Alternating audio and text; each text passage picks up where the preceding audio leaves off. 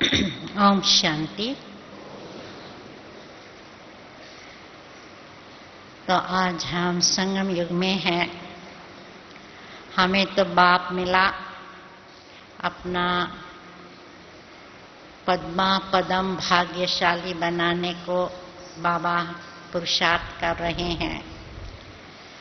इस समय हम देखें, संगम युग होने के कारण कलयुग का भी अति हो रहा है। हर तरफ कुछ न कुछ बाधाएं, विघ्न, तकलीफ होती रहती है। कोई भी ऐसा नहीं होगा जिनके सामने कोई तकलीफ ना हो। उसमें भी बाबा कहते हैं बड़ा होना, बड़ा दुख पाना।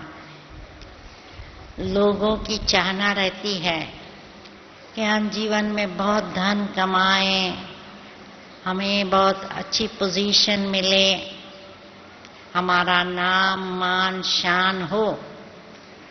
परंतु जितनी पोजीशन बड़ी है उतनी जिम्मेवारी भी उन्हों की ज्यादा, और उनकी सिक्योरिटी के लिए कितनी गवर्नमेंट कोशिश करती है। विशेष तौर पर देश का प्रेसिडेंट या प्राइम मिनिस्टर है, कहाँ भी जाएगा तो उसकी कितनी सिक्योरिटी होती है। उनके बॉडीगार्ड्स और ये हमेशा साथ में रहते हैं। कभी भी अकेला कहाँ भी जा नहीं सकते। और कई लोग को तो बुलेट प्रूफ जैकेट पहननी पड़ती है कि कोई गोली मारे तो लग न जाए। और कई बार तो ये इतना प्रबंध रखते हैं कि प्राइम मिनिस्टर या प्रेसिडेंट के आने के पहले ही कई रास्ते बंद कर देते हैं। और विशेष श्रीलंका में प्रेसिडेंट आने वाला होता है तो बहुत ही रास्ते बंद हो जाते हैं। और उसमें भी विशेष भूतपूर्व चंद्रिका जब पोजीशन में थी तो कई घंटे तक रास्ते बंद रहते थे, क्योंकि वो कभी टाइम पर नहीं होती थी। और फिर अंत में क्या करती थी वो कि ये डिक्लेयर करती थी इस रास्ते पर जाएंगी, जाती थी दूसरे रास्ते से। तो घंटों के घंटों तक एक रास्ता बंद हो जाती, फिर दूसरे रास्ते से। तो इसी रीत से हम देखते हैं कि आज किसी की भी सेफ्टी नहीं है। और विशेष देख रहे हैं कि लूट फाट ऐसी बढ़ गई है कि लोग हैं उनको अपनी बिल्कुल सेफ्टी नहीं महसूस होती। घर को न्यूयॉर्क में 3-4 ताले लगाते हैं, नीचे सिक्योरिटी डोर होता है, वहाँ समझो बेल बजाओ, फिर ऊपर से जवाब आएगा कि कौन है, किसको मिलने आए हैं। उसी अनुसार फिर बेल बजाओ तो आपको बाहर का दरवाजा भी खुलेगा। तो इस रीत से देखते हैं कि लूट फाट तो बढ़ ही गई है। परंतु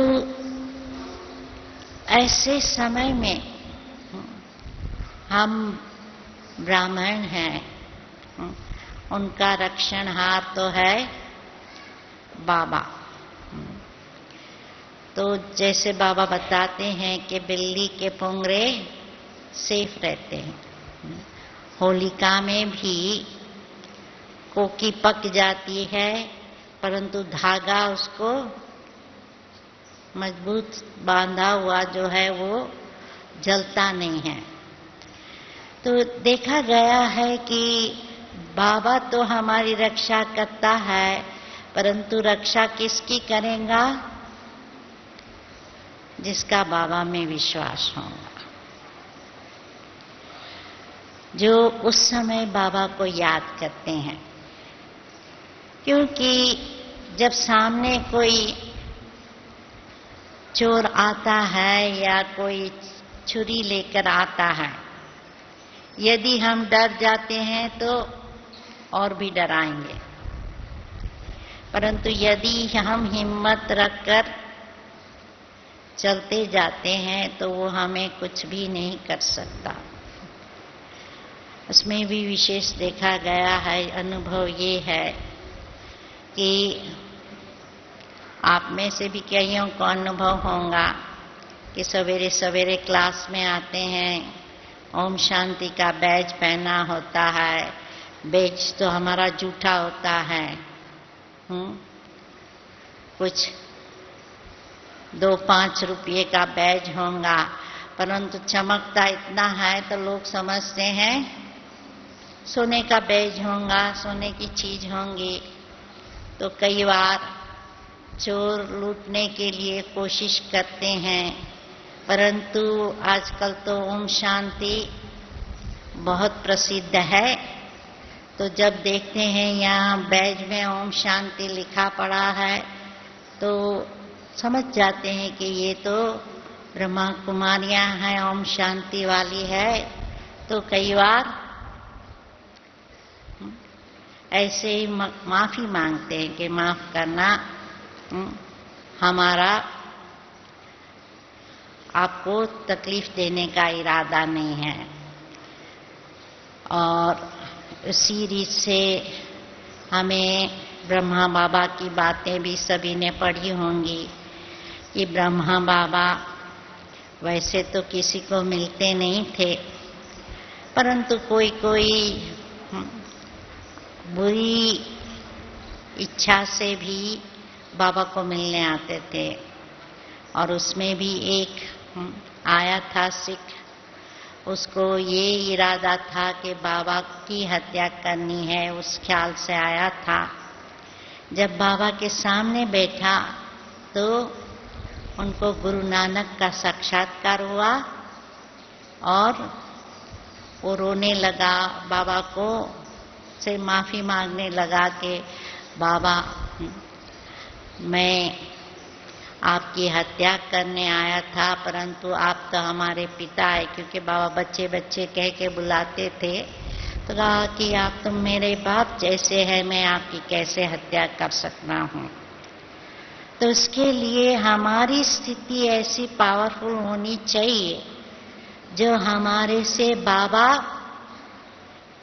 कोई उनको ऐसा साक्षात्कार कराएं ताकि वो हमें ना देखे लेकिन बाबा को देखे या अपने इष्ट देव या इष्ट गुरु को देखें। तो इसलिए हमें देखना है कि जितना हो सके हम अशरीरी अवस्था में रहें और बाबा को याद करें। दूसरा एक मिसाल है कि श्रीलंका में हमारी एक बहन थी, सवेरे सवेरे 5:30 बजे क्लास में आ रही थी। तो जब रास्ते में आ रही थी तो बस स्टॉप से सेंटर पर जाने का थोड़ा 5-7 मिनट का रास्ता है और उसमें ज़्यादा लोग नहीं होते और इतनी लाइट भी नहीं होती। तो वो आ रही थी तो उसने देखा कि कोई ऐसे आदमी खड़ा था और उसकी जैसे कि दृष्टिवृत्ति उसको अच्छी नहीं लगी और अकेली थी। तो वो मन ही मन में बोलती रही, मैं शिव शक्ति हूँ, मैं शिव शक्ति हूँ, ऐसे करके पास हो गई। उसके बाद 5 मिनट में कोई बहन आई, उसको इस भाई ने छेड़ा और उस पर अत्याचार किया। तो उस दिन में उन्होंने रेडियो पर अनाउंस किया कि फलानी गली में उस समय यदि किसी ने ऐसी शंकास्पद व्यक्ति को देखी हो तो बताना। तो उसने जब रेडियो पर ऐसा अनाउंसमेंट सुना तो पुलिस चौकी में गई, तो वहां देखा तो वही आदमी था जिसको उसने सवेरे देखा था। तो उसने जाकर उसको पूछा कि भाई तुम सवेरे, मैं तो उसी समय पास हुई, मुझे तुमने कुछ नहीं किया और उस दूसरी माता को क्यों तुमने परेशान किया? तो ये भाई बोलता है कि अरे तुम्हारे साथ तो कोई बलवान पुरुष था, तो मैं तुमको कैसे हाथ लगा सकता हूं?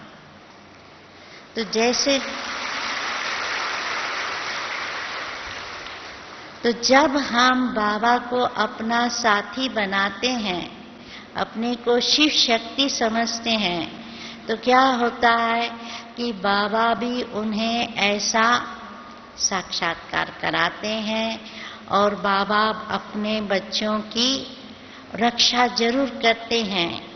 इसलिए हमें कभी भी भयभीत नहीं होना है, बाबा का साथ निभाना है, बाबा का हाथ पकड़ के रखना है और बाबा की श्रीमत पर चलते रहना है। तो जैसे बाबा आजकल मुरलियों में भी कहते हैं, जब आपको कष्ट हो मेरा बाबा कह के याद करो तो आप उस तकलीफ से पार हो जाएंगे। तो उसकी दूसरा मिसाल है कि श्रीलंका में ही 2004 में सुनामी का, जैसे वो समुद्र की बाढ़ आई, तूफान आया, तो उस समय काफी ईस्ट में, नॉर्थ में वहाँ बहुत नुकसान हुआ। और इसी समय भारत में भी चेन्नई की ओर काफी तूफान आया और कई मच्छी मार का समझो बोट भी पानी में बह गई और मकान भी कईयों के गिर गए। परंतु उसी समय आपने सुना होगा कि बाबा के एक भी बच्चे को का मौत नहीं हुआ। इतने हजारों, 60,000 के ऊपर लोग 7 घंटे में खत्म हो गए और कई देशों में वो तूफान की लहर फैल गई थी। तो उसी समय श्रीलंका में ट्रिंकोमाली में हमारी एक ब्राह्मण बहन अपने परिवार, जिसके करीब 15 मेंबर थे, उनके साथ साथ वहाँ छुट्टियों के दिन थे, क्रिसमस के दिन थे, तो वहाँ घूमने गई थी। उसकी लड़की की कुछ 10-15 दिन पहले शादी हुई थी, तो सब मित्र संबंधियों को लेकर वो लोग घूमने गए थे। तो सवेरे 8 बजे के टाइम में वहाँ पर वो लोग समुद्र पर टहलते थे। तो क्या हुआ कि 4 माताएं एक स्थान पर थी, एक ही स्थान पर 4 माताएं बैठी थी और बातचीत कर रही थी। तो इतने में समुद्र का तूफान आया, तो ये लोग यहाँ तक गले तक पानी आ गया। तो ये माता भी 55 के करीब उम्र की थी और उसके साथ जो माताएं थी उसी की ही उम्र की या उससे भी ज्यादा उम्र की थी। तो जो एक बुजुर्ग माता थी, उसने इस ब्रह्मा कुमारी बहन को ऐसे पकड़ा। तो इस माता ने कहा बाबा, मन में कहा बाबा, और उस माता ने छोड़ दिया। फिर जब समुद्र का पानी चला गया तो उसने देखा तो वो जिंदा थी, बाकी की तीनों माता पानी में डूबकर मर गई थी। तो जैसे बाबा कहते हैं ना कि जो बच्चे मेरा हाथ पकड़ते हैं, साथ निभाते हैं, उनको मैं जरूर मदद करता हूँ। तो ये बाबा की मदद के तो कई एग्जाम्पल हैं।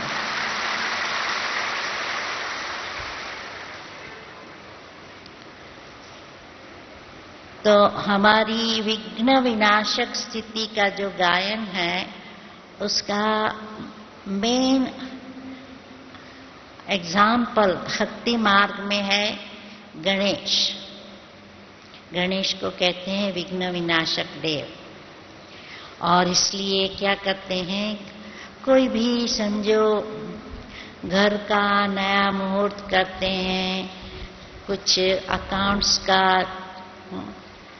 बुक्स लिखते हैं, उसमें गणेश की यादगार स्वास्तिका हम करते हैं कि ये स्वास्तिका जैसे कि कार्य को सफल करें। अब गणेश की कहानी तो आप सबको मालूम होंगी कि दोनों भाई गणेश और कार्तिकेय की रेस लगी। शंकर पार्वती ने उन्हों को कहा कि जो सारी दुनिया का पहले चक्कर लगाकर आएगा उसको रिद्धि सिद्धि वरेंगी। तो कार्तिकेय का तो वाहन था मयूर और गणेश का वाहन दिखाते हैं छुआ। तो कार्तिकेय ने समझा कि मैं तो जरूर फर्स्ट नंबर आऊंगा। और गणेश ने क्या किया, माँ बाप को ही परिक्रमा करके कहा, माँ बाप आप ही तो हमारी दुनिया है, तो हमने तो आपको चक्कर लगा ही दिया, तो हमारी तो दुनिया का चक्कर हो गया। तो फिर रिद्धि सिद्धि उसको वरी। भावार्थ ये है कि जिन्होंने माँ बाप को ही अपना संसार बनाया है, माँ बाप ही उनके लिए सब कुछ है, उनको सिद्धि सफलता जरूर मिलती है। तो विघ्न का काम है आना और हमारा काम है उसको पार करना।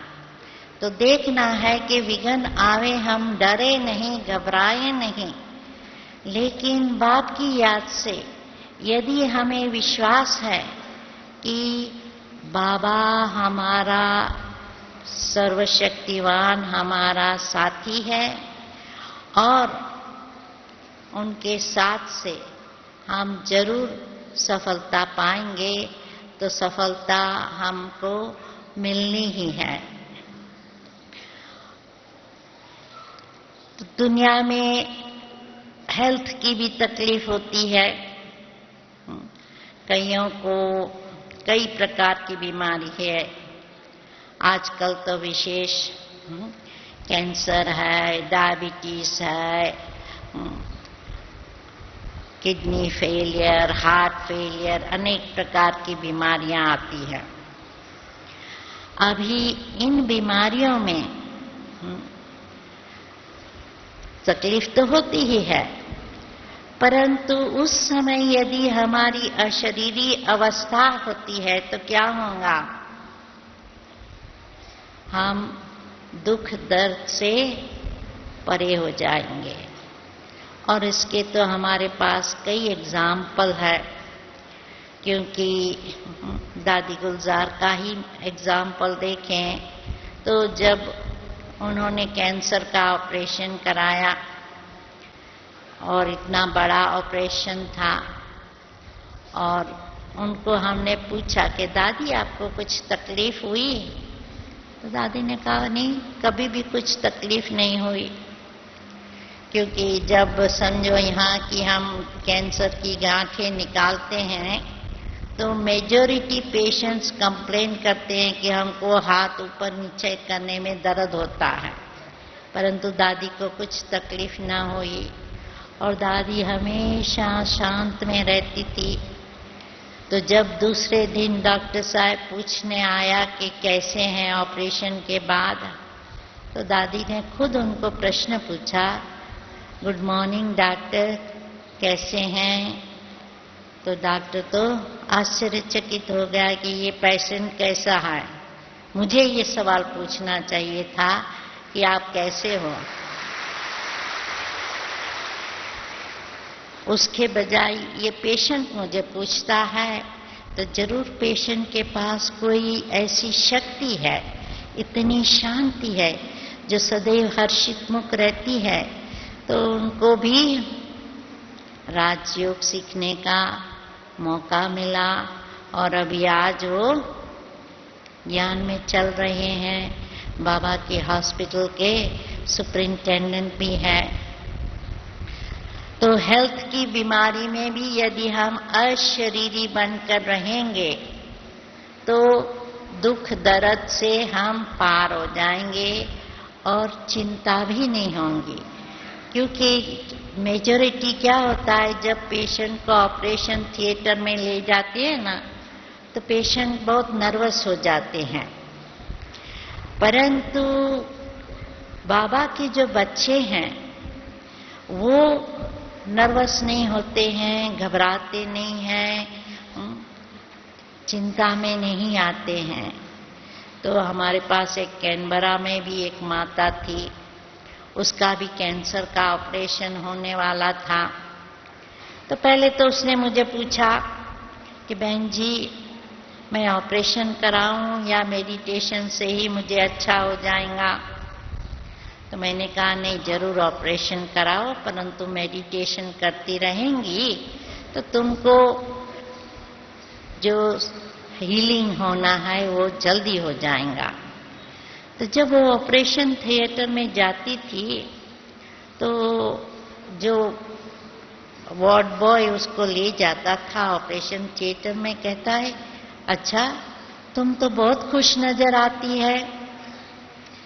फिर दूसरे दिन डॉक्टर उसको पूछने आया कि क्या हाल है, कुछ दर्द है, कुछ दर्द की दवाई चाहिए। तो उसने कहा नहीं मुझे कोई दर्द नहीं, मुझे कोई दवा नहीं चाहिए, खास दर्द की दवा नहीं चाहिए। तो डॉक्टर कहता है हाँ बहुत हिम्मत रख के आप ना नहीं कहो, जरूरत है तो बोलो मैं दे सकता हूँ। माता कहे नहीं मुझे नहीं जरूरत है। और फिर उसके जो भी रिश्तेदार वगैरह आते गए वो उनसे खुशी खुशी से मिलती थी, उनसे जैसे बात करती थी जैसे कुछ नहीं हुआ है। तो उसके मित्र संबंधी उसको सराहना देवे या कुछ आश्वासन दे, उसके बजाय वो ही सबको खुशी खुशी की बात कराती रही। दूसरी तकलीफ हमें ये आ सकती है कि हमारी कोई निंदा करता है, ग्लानि करता है। क्योंकि विशेष तौर पर हम जब ब्रह्मा कुमारियों के पास आते हैं तो लोग क्या कहेंगे कि इसको तो ब्रह्मा कुमारी ने जादू लगा दिया है, देखो रोज सवेरे सफेद कपड़े पहनकर निकल पड़ते हैं, बाल बच्चों का ख्याल नहीं करते हैं, ये नहीं करते हैं, हाँ खाना हमारे पास नहीं खाते, अपने को बहुत ऊंचा समझते हैं क्या। कई प्रकार की बातें मित्र संबंधी करते रहते हैं। तो उस समय भी यदि हम योग युक्त युक्ति युक्त उनसे बोलते हैं तो क्या होगा, वो कभी नाराज नहीं होंगे। तो इसलिए ये देखना है कि हमें दुख नहीं लगाना। जैसे बाबा ने कहा है कि हियर नो इविल, कोई हमारी निंदा करे, ग्लानि करे, बदनाम करे, हम एक कान से सुनकर दूसरे से निकाल दें तो दिल में दुख नहीं होगा, नहीं तो दिल में दुख होगा। तो इसलिए हमको देखना है कि जब हमारा दिल गवाही देता है कि हम सच्चे मार्ग पर है, हमने ईश्वर का हाथ पकड़ा है, तो चाहे कोई भी बोले सुनी अनसुनी कर देनी चाहिए। तो मम्मा हमेशा मिसाल देती थी कि देखो यदि कोई हमें सड़ा हुआ फल देंगे तो हम क्या करेंगे? कहेंगे नहीं हमको जरूरत नहीं है, या तो लेकर किचरे के डब्बे में डाल देंगे, कहेंगे हमको बीमार थोड़ी होना है सड़ा हुआ खाना खा के, पुराना सड़ा हुआ खाना खा के। तो इसी रीत से यदि कोई आपको गाली देता है, ग्लानि करता है, यदि आप स्वीकार नहीं करेंगे तो क्या होगा? या तो उनकी चीज उनके पास रहेंगी, या तो स्वीकार करके हम कचरे के डब्बे में डाल देंगे, तो हमको तो नुकसान नहीं होगा ना। तो इसी ख्याल से हमें भी देखना है कि हम किसी गलत बात को स्वीकार ना करें। धन, यदि हमारा धन कोई लूट लेता है, कोई ठगी करता है, अभी देखो धन की क्राइसिस होने के कारण कईयों ने अपने लाखों करोड़ों रुपया गंवाया। तो बाबा के बच्चे तो जानते हैं ये विनाशी धन तो खत्म होने वाला ही है। वो बाबा कहते हैं ना, किसी की दबी रही धूल में किसकी चोर लुट जाए, किसी की आग जलाए सफल उसकी होंगी जो धनी के नाम लगाए। तो इसलिए ऐसा होना ही है, परिस्थितियां ऐसी आनी हैं। और जिनके पास ज्यादा धन है उनको तो चिंता है ही, क्योंकि या तो गवर्नमेंट टैक्स के लिए पकड़ेंगी, या तो बाल बच्चे भी कई बार माँ बाप को मारकर समझते हैं माँ बाप मर जाएंगे तो उनका प्रॉपर्टी धन सब मिल जाएंगे। तो कई बार ऐसे हैं बच्चे माँ बाप का भी खून कर देते हैं। तो धन है, बाबा ने जो हमें अविनाशी धन दिया है, यदि ये बात बुद्धि में रहे कि बाबा ने हमें तो अविनाशी धन दिया, ये विनाशी धन तो खत्म होने वाला है, तो खत्म होने के पहले क्यों नहीं उसको सफल कर लेवे, बाबा की सेवा में लगा देवे। तो जब ये बात बुद्धि में होंगी तो मन में दुख नहीं होगा, शांति नहीं होगी, और इतना हम समय भी व्यर्थ नहीं गंवाएंगे। नहीं तो लोग है धन कमाने के लिए कितना समय लगाते हैं, कितना अपना शक्ति लगाते हैं, दिन रात काम करते हैं, घर में आकर भी फोन पर बिजी होते हैं। तो बाबा ने जो अविनाशी धन दिया है उसकी जितनी हम कमाई करते रहेंगे तो खुशी में नाचते रहेंगे। और दूसरा बाबा ने ये भी कहा है कि जो हमारे भाग्य में होगा कोई लूट नहीं सकता। यदि कोई लूट भी लेता है तो हम कहेंगे कि हाँ भाई चलो, हो सकता है हमारा कुछ उसके साथ कर्मों का हिसाब किताब है, इसलिए उसने ले लिया। तो इसलिए क्या है, जितना हम ज्ञान स्वरूप बनते जाएंगे तो उतना क्या होगा, ऐसी परिस्थिति में भी हम अपनी स्थिति ऊपर नीचे नहीं होने देंगे। फिर कई बार मित्र संबंधी बीमार होते हैं, कोई मर जाता है, एक्सीडेंट हो जाता है, और कई हमारे परिवार में बच्चे हैं, उनको खराब आदत होती है। तो हमें क्या सोचना है, समझना है कि ये जो हमारा जितना हम नष्ट मोहा होंगे तो क्या होगा, ऐसी परिस्थिति में भी हम अपने मन को अशांत नहीं करेंगे। एक्सीडेंट तो होता ही है, परंतु बाबा ने हमें पॉजिटिव सोचना सिखला दिया है। तो इसलिए हमें हमेशा पॉजिटिव सोचना है, देखना है कि हर चीज में क्या कल्याण भरा है। तो कल्याण देखने से क्या होगा कि हम अपने आप को निराश नहीं करेंगे, दुखी नहीं करेंगे, रोएंगे पीटेंगे नहीं, क्योंकि आत्मा तो अजर अमर है, शरीर को तो छोड़ना ही है। और उसके साथ साथ बाबा ने हमें ऐसी निर्णय शक्ति, परखने की शक्ति भी दी है।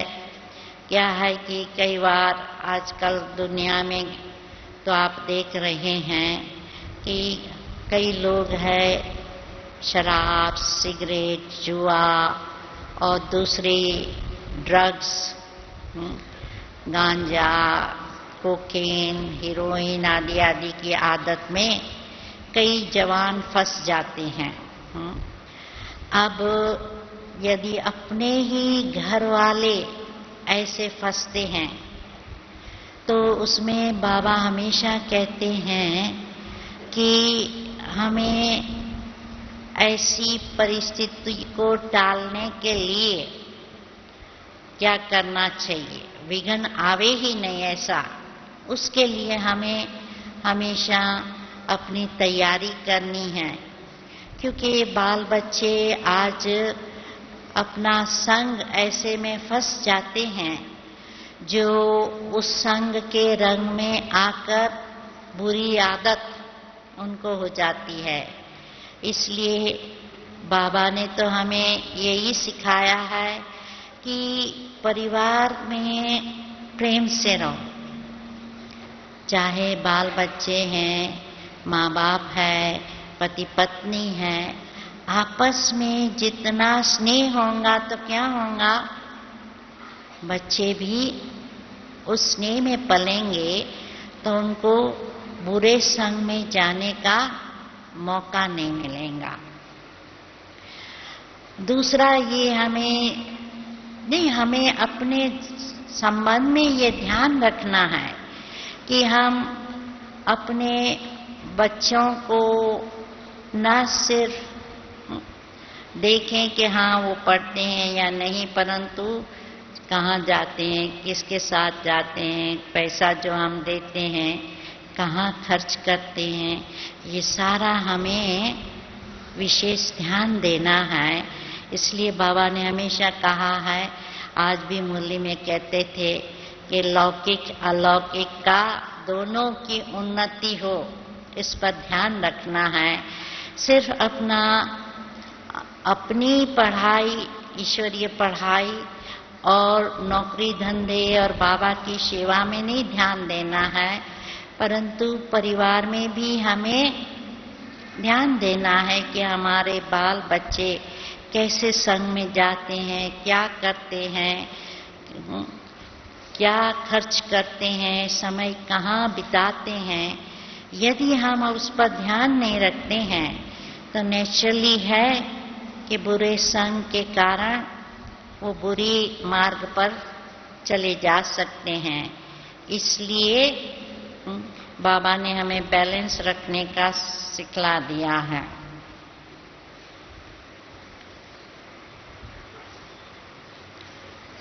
और बाबा की रक्षा के तो कई हमारे सामने एग्जाम्पल है कि कईयों की कितनी रक्षा हुई है। तो जैसे कोबे में जब बहुत बड़ा भूकंप हुआ था आज से कुछ सालों के पहले, तो क्या हुआ कि हमारी बहनें वहीं थी और बाबा का किराए का मकान भी कोबे में था, सेवा चल रही थी। परंतु देखा गया कि उस अर्थक्वेक में भी मकान को मामूली नुकसान हुआ और बहन को जब मालूम पड़ा कि हाँ भाई अभी अर्थक्वेक हुआ है, तो उसने पहली ही फ्लाइट पकड़कर वापस इंडिया आ गई। कुछ मास इंडिया रहकर फिर वापस गई। तो जैसे कैसे उनकी सफर में भी उसको हर पल मदद रही। तो अभी अभी हमने एक अफ्रीका की बहन से भी एक समाचार सुना कि क्या हुआ कि वहाँ अफ्रीका में ज़्यादा वीसा नहीं मिलता है नए देश में। तो बहनें 2-3 मास के लिए जाती हैं, तो रोज नए नए 2-3 मास के बाद नए नए सेंटर्स पर जाती थी। तो एक बारी जब सेंटर में आई तो उसने ये सोचा कि एक दिन उसको अचानक ख्याल हुआ कि कोई भी इमरजेंसी हो तो उसने अपना फोन, इमरजेंसी का फोन नंबर, क्योंकि अड़ोस पड़ोस में ही जो ब्राह्मण भाई रहते थे उसका नंबर फोन के पास लिख दिया। और उसने क्या किया कि जो भी वैल्यूएबल पेपर था, पैसा था, चाबियां थी, सब अपनी एक बैग में रखी दी थी। और अचानक रात में उन्होंने देखा कि घर में आग लगी है। तो क्योंकि सब चाबियां अपने पास उसने एक ही स्थान पर रखी थी, तो फौरन ही उन्होंने जो एग्जिट का दरवाजा था वहां की चाबी लगाकर दोनों बहनें बाहर निकल गई सेफ्टी से अपनी बैग लेकर। और बाकी सब घर जल गया, परंतु वो खुद दोनों सेफ रहे और जो वैल्यूएबल था वो भी सेफ रहा।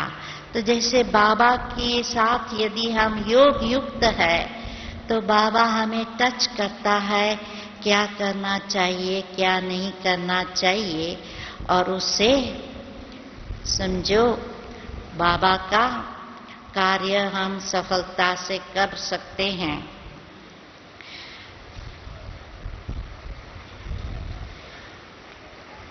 तो ऐसी तो कई बातें हैं जिसमें बाबा ने बच्चों की रक्षा की है, और न सिर्फ रक्षा की है परंतु वो मौका जैसे कि बाबा की सेवा का, बाबा की रहम भावना की, बाबा के बच्चों के रहम भाव और उदारता के कई ऐसे मौके हैं विघ्न में, जैसे सेवा का साधन बन जाता है।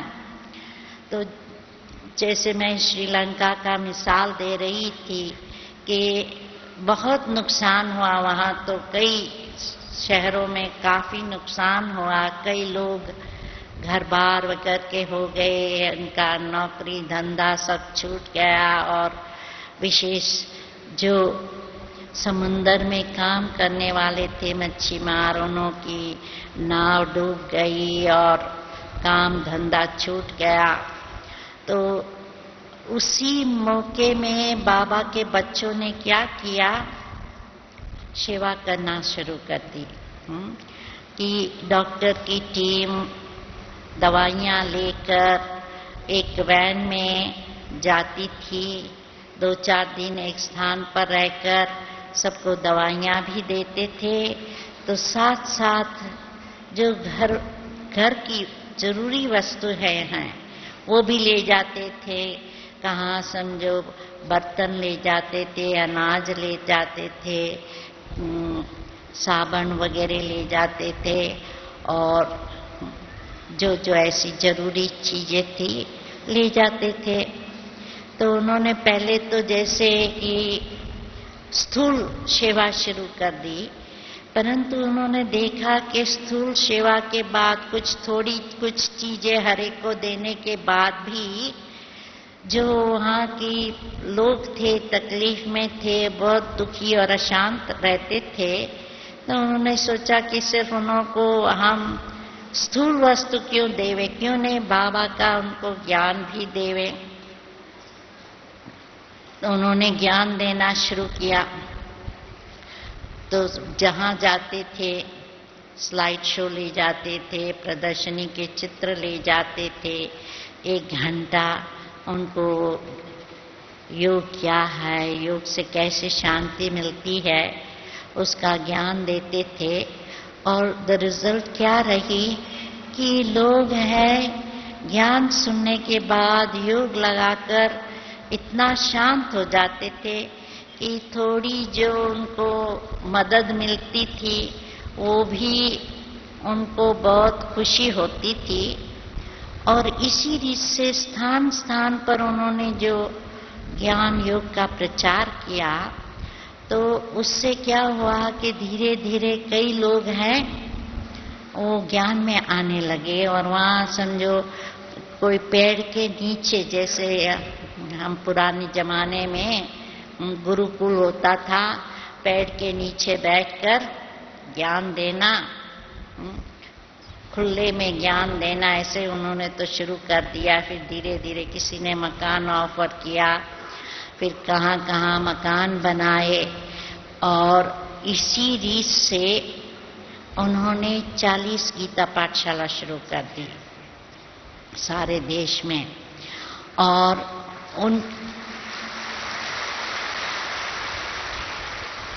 वो जो मच्छी मार थे उनको ज्ञान दिया। और हमारा ज्ञान तो है मच्छी खाना बंद करो। तो जब उन्होंने ज्ञान लिया तो नेचुरली है, पहले तो थोड़ा सोचते थे कैसे छोड़ें, क्या करें। फिर उन्होंने कोलंबो में शिविर रखी थी, तो शिविर में वो आए और वहाँ भी उन्होंने वेजिटेरियन खाना खाया। फिर से ज्ञान योग की शिक्षा मिली। और नेचुरली है जब हम शिविर कराते हैं तो वेजिटेरियन कैसे खाना चाहिए, उसे क्या फायदा होता है, ये सब हमने समझाया। तो जब हमने उनको इतना समझाया तो उन्होंने कहा कि अभी तो हम घर जाके मच्छी नहीं खाएंगे। तो आते ही उन्होंने शिविर करके मच्छी खाना छोड़ दिया। और उनका परिवर्तन देखकर उनके घर वालों ने भी मच्छी खाना छोड़ दिया। तो भल अपना धंधा करते रहे, क्योंकि और कोई धंधा तो हो नहीं सकता था उनसे। तो धंधा करते रहे पर खुद अभी मच्छी नहीं खाते हैं। तो ये जैसे कि बाबा कहते हैं ना कि विघ्न आएंगे पर उसमें भी कुछ कल्याण है। तूफान को तोहफा समझो। हाँ, माया की जो भी विघ्न आते हैं उनको खेल समझो। तो जितना हम बाबा की शिक्षाओं को कदम कदम पर जीवन में लाएंगे तो उससे क्या होगा कि हम ऐसे उसी परिस्थिति में खुशी खुशी से पार करेंगे। न सिर्फ पार करेंगे परंतु औरों को भी हम मदद कर सकते हैं। तो इसलिए बाबा का जो साथ पकड़ा है, श्रीमत का जो हाथ पकड़ा है, ये हमें देखना है कि ये हमें बहुत शक्ति देता है। क्योंकि बाबा तो कहते हैं ना कि ये आपका कर्मयोग है, राजयोग है। तो इसलिए देखना है कि हम इस कर्मयोग राजयोगी जीवन को सचमुच ऐसा बनाएं, क्योंकि जितना हम अमृत वेले उठकर बाबा को प्रेम से याद करेंगे और बाबा से शक्ति लेंगे तो वो शक्तियों का खजाना हमारे अंदर भरता जाएगा। और उस खजाना भरने से क्या होगा कि विघ्न को विघ्न नहीं समझेंगे, परंतु विघ्नों को पार कर लेंगे।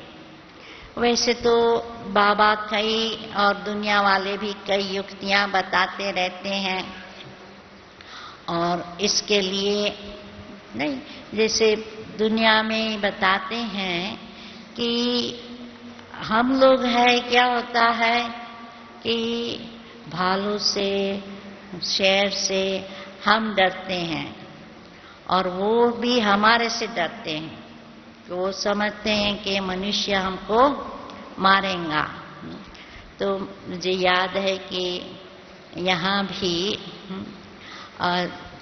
माउंट आबू में तो भालू वगैरह होते हैं, तो यदि भालू को देखकर हम दौड़ेंगे, भागेंगे, तो क्या करेगा? वह हमारे पीछे भागता है। परंतु यदि उसको देखकर यदि हम उस समय क्या रहते हैं, शांति में रहते हैं, जैसे मरे पड़े हैं, तो वो भी चला जाता है। तो इसलिए बाबा ने हमें युक्ति बताई है, उस युक्ति पर चलना है। तो जितना हम योग युक्त होंगे तो हमें टचिंग होंगी कि इस तकलीफ में हमें क्या करना है। तो कई बारी ऐसे होता है ना कि प्लेन हाईजैक करके जाते हैं। अब उस समय प्लेन हाईजैक करके जाते हैं तो जो हाईजैक करने वाले 8-10 जने होंगे और प्लेन में बैठने वाले पैसेंजर 300-400 होते हैं। अब लोग क्या होते हैं, डर जाते हैं कि इनके हाथ में बंदूक है, हमको मार देगा, इसलिए डरते हैं। तो 4-5 जने भी 400 को डरा सकते हैं। परंतु उसमें उस समय भी जो योग युक्त रहते हैं तो उनको टचिंग होंगी कि इस समय क्या करना है। तो जैसे कहते हैं कि उस समय वो जो ऑर्डर करते हैं उनको पालन करना है। जरा भी इधर उधर किया कुछ, वो कहते हैं कि आपको जरा भी हिलना जुलना नहीं है, यदि हिलेंगे आपको शूट करेंगे। तो हमको नेचुरली है बाबा की याद में रहना है और सबको याद दिलाना है ऐसे समय पर। नहीं तो क्या होता है कि सब डर जाते हैं, मूंझ जाते हैं, घबराते हैं, तो और भी उनका प्रेशर बढ़ जाता है। और बीच में ऐसा भी एक मिसाल हुआ कि देखो एक एरोप्लेन में अमेरिकन बैंड ट्रैवल कर रही थी और वो थी एकदम एग्जिट डोर है वहां पर बैठी थी और अनाउंस हुआ कि अभी इंजन को आग लगी है। तो नेचुरली है इंजन को आग लगी थी तो प्लेन उतरा नीचे और जब एग्जिट का दरवाजा खुला तो वो बैंड पहली उतरने वाली थी, वो शांति से उतर गई और उसने कईयों को उतरने में मदद की। तो क्योंकि यदि हम उस समय शांत रहते हैं, बाबा को याद करते हैं, तो हमें टचिंग आती है कि क्या करना है और हम हिम्मत नहीं आते हैं, नर्वस नहीं होते हैं, तो हम शांति से जो कार्य करना है वो करते हैं, औरों को कराते भी हैं। क्योंकि जब ट्विन टावर पर अटैक हुआ अमेरिका में, न्यूयॉर्क में, दो जो टावर पर विमान अंदर से गुजर गए, तो वो सीन तो कईयों ने कई बारी देखी होंगी टेलीविजन पर। तो वो जब अटैक हुआ तो उन्होंने ये सारा वीडियो कैमरा में सारा स्क्रीन कर लिया था और हर रोज वो टेलीविजन में आता रहा, न्यूज में वही न्यूज आए कि कैसे ये प्लेन टावर से गुजर गया। तो जो हम उसके कुछ दिनों के बाद एक दूसरे शहर में एक स्नेह मिलन में बैठी थी, तो स्नेह मिलन में 8-10 जने थे। वो एक माता ने कहा, मैंने तो घर से टेलीविजन ही निकाल दिया कि रोज वही समाचार, कोई अच्छे समाचार तो आते नहीं समाचार में, हमेशा यही चोरी हुई, खून हुआ, ये ट्विन टावर को अटैक हुआ। मेरा तो दिल ही खराब हो गया, मैंने टेलीविजन ही घर से निकाल दिया।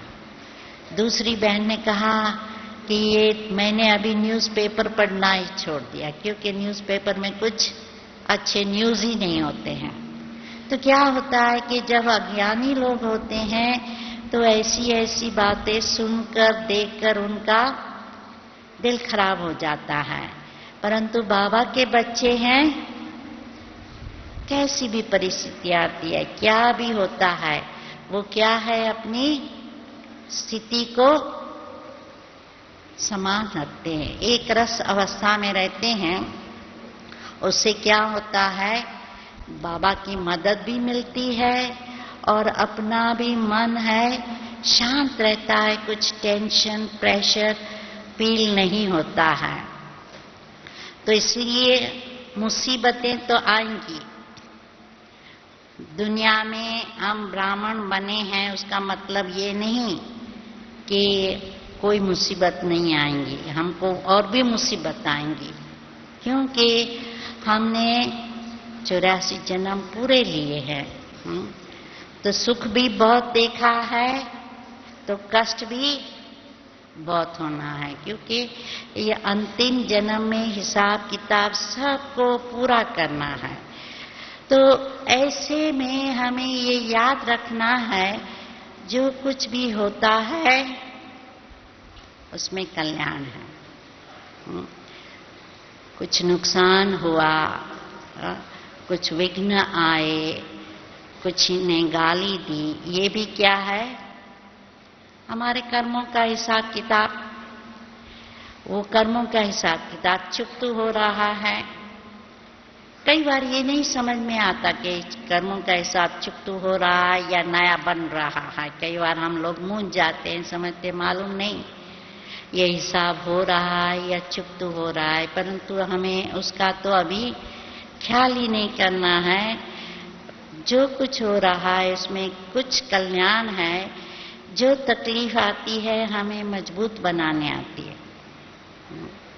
तो जब ये समझेंगे कि इस परीक्षा में हम अपना अवस्था यदि एक रस रखते हैं तो ये जैसे कि हम परीक्षा में पास हो गए, हम मजबूत है, ये समझ में आ जाता है।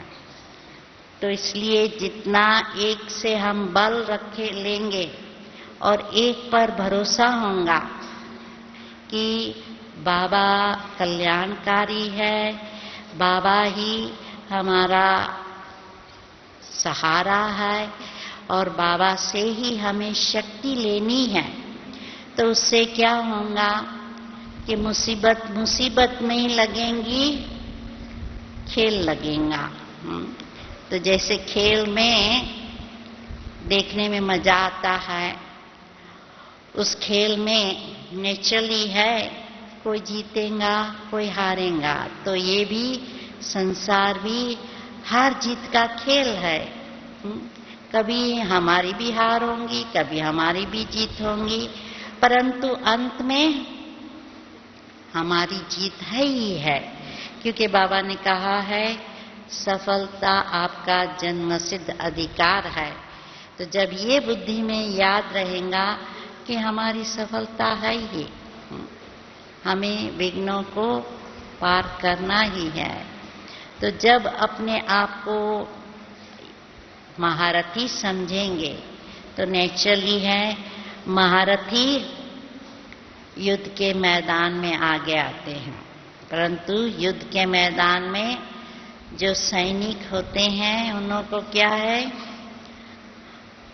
पहले से तैयारी करनी होती है। तो बाबा ने हमें पहले से ज्ञान योग के अस्त्र कैसे चलाने हैं उसकी शिक्षा दे दी है, और ड्रामा रूपी हमें ढाल दे दी है, जिससे कि हम अपने आप को सुरक्षित रख सके।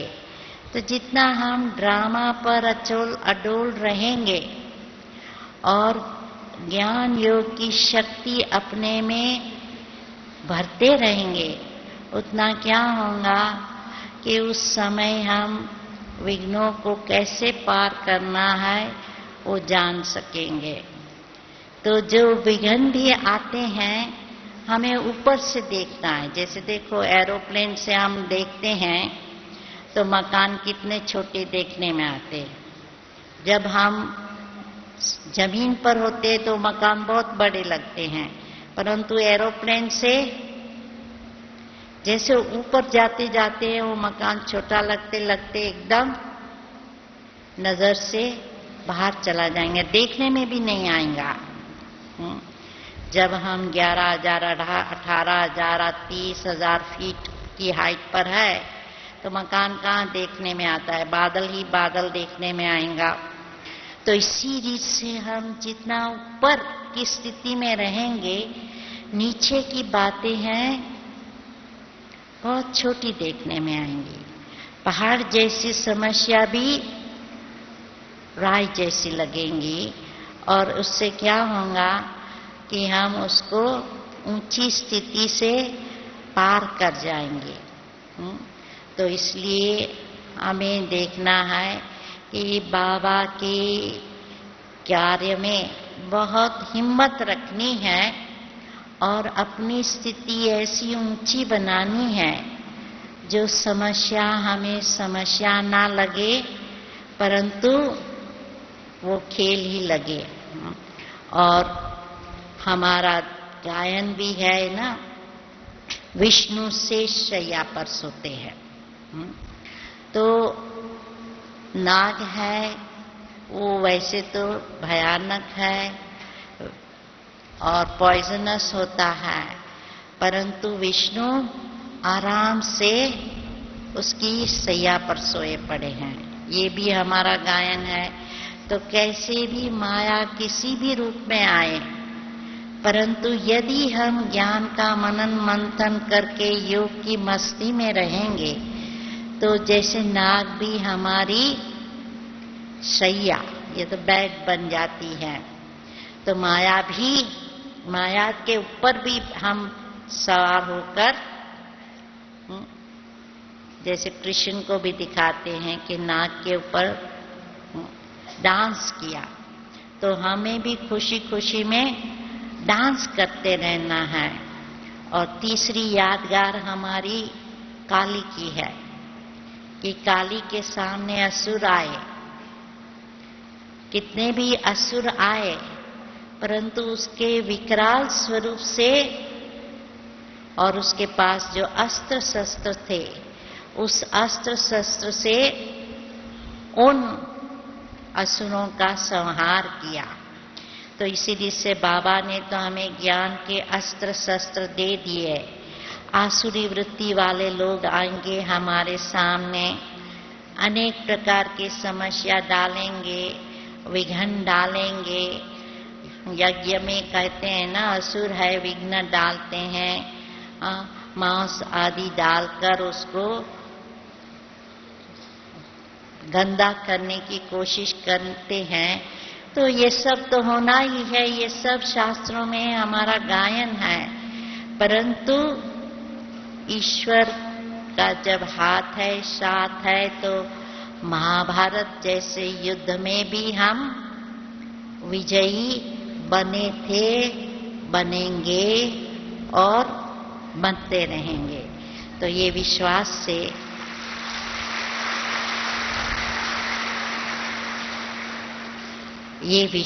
से हमें अपने को आगे बढ़ाते रहना है और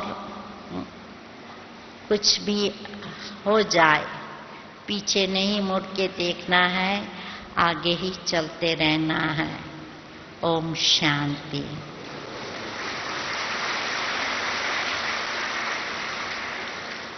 तो जब तक दादी गुलजार आए हमारे बीच में, तब तक हम बाबा की याद में बैठेंगे और बाबा के रथ का आह्वान करेंगे।